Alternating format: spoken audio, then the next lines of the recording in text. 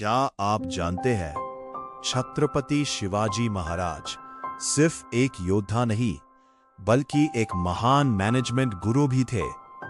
जब दुश्मन ताकतवर था तो उन्होंने सीधी लड़ाई नहीं की बल्कि अपनाई गनिमी कावा रणनीति।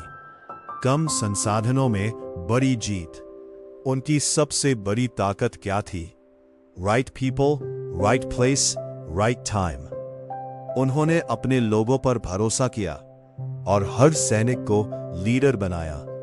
आज की भाषा में कहें तो वो थे एक master strategist plus smart leader. इसलिए याद रखो, जीत ताकत से नहीं, दिमाग और प्लानिंग से होती है।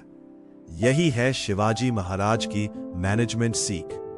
अगर आप ऐसे ही पावरफुल लेसन्स चाहते हो तो चैनल को जरूर सब्सक्राइब करो।